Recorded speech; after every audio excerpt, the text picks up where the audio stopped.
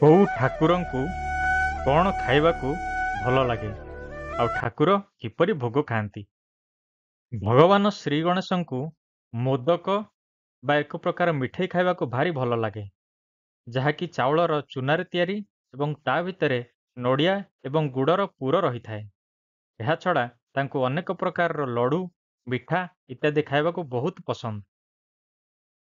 ଭଗବାନ କାର୍ତ୍ତିକେୟଙ୍କର ପ୍ରିୟ ଖାଦ୍ୟ ହେଉଛି ଥିରୁପାଗମ୍, ଯାହାକି ଗୋଟିଏ ମିଠା ଦ୍ରବ୍ୟ ଯାହା ବେସନ ଆଉ କାଜୁର ମିଶ୍ରଣରେ ବନାଯାଇଥାଏ। ଚାଉଳ ଏବଂ ଅନେକଗୁଡ଼ିଏ ପନିପରିବାକୁ ମିଶାଇ ପ୍ରସ୍ତୁତ ହୋଇଥିବା ଶାକାନ୍ନମ୍ ମା ଲଳିତା ସୁନ୍ଦରୀଙ୍କର ଅତି ପ୍ରିୟ ଖାଦ୍ୟ। ସେହିପରି ମା ଦୁର୍ଗାଙ୍କୁ ଭଲ ଲାଗିଥାଏ ଚାଉଳରୁ ପ୍ରସ୍ତୁତ କ୍ଷୀରି ଏବଂ ମାଲପୁଆ। ମା କାଳୀଙ୍କର ପ୍ରିୟ ଖାଦ୍ୟ ହେଉଛି ଖେଚେଡ଼ି। ମା ଗାୟତ୍ରୀଙ୍କୁ ଭଲ ଲାଗିଥାଏ ଚାଉଳରୁ ପ୍ରସ୍ତୁତ କ୍ଷୀରି। ମା ସନ୍ତୋଷୀଙ୍କ ପୂଜାରେ ତାଙ୍କୁ ଅର୍ପଣ କରାଯାଇଥାଏ ତାଙ୍କର ପ୍ରିୟ ଜିନିଷ ଚଣା ଏବଂ ଗୁଡ଼। ମା ବୈଷ୍ଣୋ ଦେବୀଙ୍କୁ ଭକ୍ତମାନେ ଅର୍ପଣ କରିଥାନ୍ତି ତାଙ୍କର ପ୍ରିୟ ରାଜମା ଚାଉଳ ଆଉ କୁଲଛା ଛୋଲେ।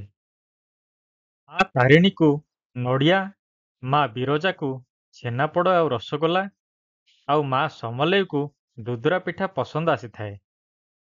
ସେହିପରି କାକଟପୁର ମା ମଙ୍ଗଳାଙ୍କୁ ଭଲ ଲାଗିଥାଏ ଛେନାପୋଡ଼ ଆଉ ଛେନାପଣା।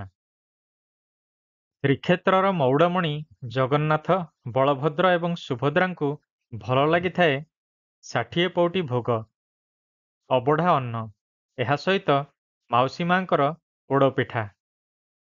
ହେଲେ ଭକ୍ତବତ୍ସଳ ଜଗନ୍ନାଥ ତ ଭକତ ଭାବରେ ବନ୍ଧା, ଯିଏ ଯାହା ପିତା କଷା କଞ୍ଚା ପାଚିଲା ଲିମ୍ବ ପଣସ ଦେଲା ସେଇଥିରେ ସେ ଖୁସ୍।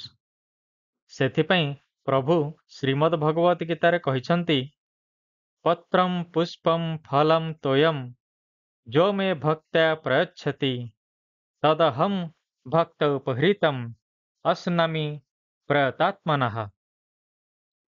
ଭଗବାନ ନାରାୟଣଙ୍କର ପ୍ରିୟ ଖାଦ୍ୟ ହେଉଛି ଚଣା ଗୁଡ଼ ଏବଂ ତା ସହିତ କଦଳୀ। ମା ଲକ୍ଷ୍ମୀଙ୍କୁ ଭଲ ଲାଗିଥାଏ ଚାଉଳରୁ ପ୍ରସ୍ତୁତ କ୍ଷୀରି। ଶ୍ରୀକୃଷ୍ଣଙ୍କୁ ଲହୁଣୀ ସହିତ ମିଶ୍ରି ଖାଇବାକୁ ଭଲ ଲାଗେ, କିନ୍ତୁ ମା ରାଧାରାଣୀଙ୍କୁ ଭଲ ଲାଗିଥାଏ ଅରବି କି ସବ୍ଜି ଆଉ ମାଲପୁଆ। ପ୍ରଭୁ ଶ୍ରୀରାମଙ୍କୁ କ୍ଷୀରି ଖାଇବାକୁ ବହୁତ ଭଲ ଲାଗିଥାଏ।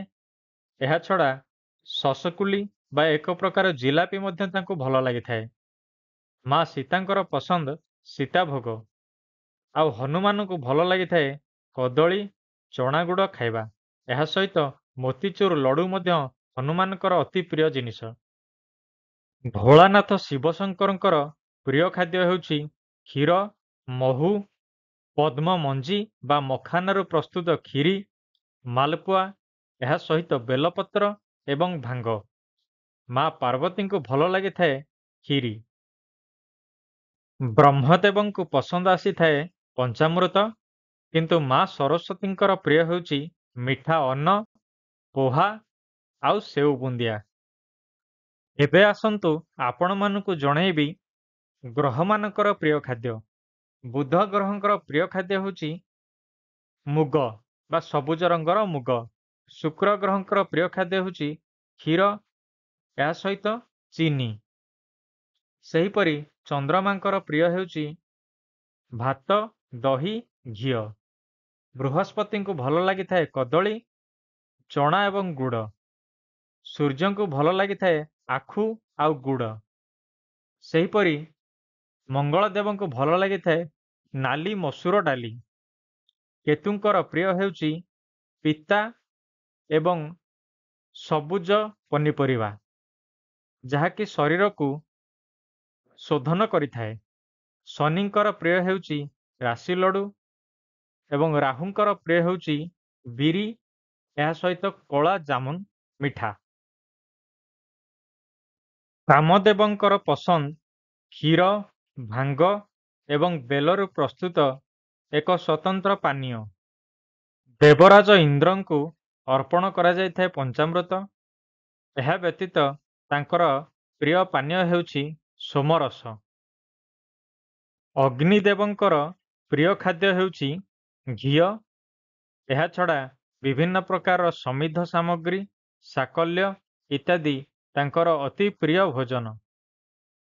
ବନ୍ଧୁଗଣ, ଭଗବାନ ଯଦି ସତରେ ଭୋଗ ଖାଉଥାନ୍ତେ, ତାହେଲେ ମଣିଷ ଏତେ ଏତେ ଟଙ୍କା ଖର୍ଚ୍ଚ କରି ଭୋଗ କିଣି ଭଗବାନଙ୍କୁ ଅର୍ପଣ କରନ୍ତା ନାହିଁ। ଭଗବାନ ଭୋଗର କେବଳ ଆଘ୍ରାଣ ନିଅନ୍ତି। ଯେପରି ଆମେ ବିଜ୍ଞାନରେ ପଢ଼ିଛେ ଯେ ଗୋଟିଏ ବସ୍ତୁ ବା ପଦାର୍ଥର ତତ୍ତ୍ୱ ଏହାର ପରମାଣୁରେ ସମ୍ପୂର୍ଣ୍ଣ ରୂପେ ଥାଏ, ସେହିଭଳି ଆମେ ଭକ୍ତିର ସହିତ ଅର୍ପଣ କରୁଥିବା ପ୍ରସାଦ ଯେତେବେଳେ ମନ୍ତ୍ର ଶକ୍ତି ବା ନାମ ଶକ୍ତି ସହିତ ମିଶିଥାଏ, ସେତେବେଳେ ତା ମଧ୍ୟରେ ଥିବା ତତ୍ତ୍ୱ, ଯାହାକି ପ୍ରକୃତି ସହିତ ସମ୍ପୂର୍ଣ୍ଣ ରୂପେ ମିଶିଯାଏ। ପ୍ରକୃତି ହେଉଛି ଈଶ୍ୱରଙ୍କର ଏକ ରୂପ, ତେଣୁ ଈଶ୍ୱର ତାକୁ ଗ୍ରହଣ କରିଥାନ୍ତି। ବିଭିନ୍ନ ଜାଗାରୁ ତଥ୍ୟ ସଂଗ୍ରହ କରି ଆପଣମାନଙ୍କର ଅବଗତି ନିମନ୍ତେ ଭିଡ଼ିଓ ପ୍ରସ୍ତୁତ କରୁଛି। ଭଲ ଲାଗିଥିଲେ ଲାଇକ୍ ନିଶ୍ଚୟ କରିବେ, ନିଜର ମତାମତ କମେଣ୍ଟ ଲେଖି ଜଣାଇବେ ଏବଂ ଗପ ଅମୃତ ଓଡ଼ିଆ ଚ୍ୟାନେଲକୁ ସବସ୍କ୍ରାଇବ୍ କରିବା ପାଇଁ ଆପଣମାନଙ୍କୁ ଅନୁରୋଧ ରହିଲା।